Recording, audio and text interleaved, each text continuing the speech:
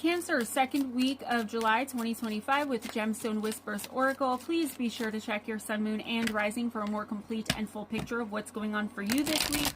Also, take what resonates and leave the rest. This is only a general reading for the Cancer Collective. If you'd like a personal intuitive oracle reading, 7 to 12 cards with or from me, a full birth chart reading for information about products I sell, other services I offer, for any and all correspondence, please email me at GemmaJadeParanormal@gmail.com. That is the absolute only way to get in contact with me right now for anything and everything.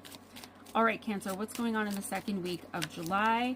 Meteorite, unexpected. The finest of pleasures are always the unexpected ones. Cancer, I do feel like you're going to be in the second week of July pleasantly surprised. And I do see a lot of you just expecting something not to work out. You're expecting someone not to be who they say they are. You're expecting something not to play out the way that it's supposed to. You're expecting your plans. It's like there's so much like jaded energy here in at least one area of your life. And I do feel like in the second week of July, you are going to be very, very pleasantly surprised. Now, of course, with this, there's always the other energy because, again, this isn't going to cover the entire collective, and that's why you have to take it as it resonates. There's always those of you that something unpleasantly unexpected is coming in, and something you definitely didn't see coming, and that you are very, very confused by and probably hurt by. And I feel like, not to blame you, right? You don't want to sit there and blame yourself and tear yourself up, but I do feel that you do have to take some time in the second week of July and ask yourself why, as a Cancer, you did not see this coming. Okay, I feel like there were signs everywhere. Your instinct and intuition were screaming it out.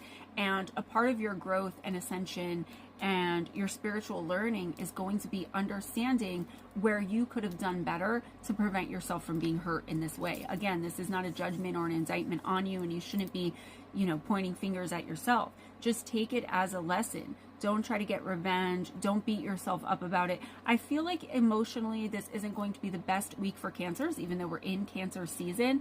But there are some of you, like I said in the beginning, who you are getting pleasantly surprised. And someone is, performing, I would say, or I don't want to say that, like performing the way you expected them to, or they're being the person maybe you thought you would never have in your life, romantically or otherwise. So it's going to be one or the other, hit or miss. And all I would say, no matter how this card resonates with you, make sure you're checking in with your instinct and intuition. This seems to be a water sign theme this week, where it's like, good or bad, we don't want to be ignoring our instinct and our intuition, because that is our spirit team, our angels, our guides, our deceased loved ones, our ancestors screaming out to us when they can't physically do anything.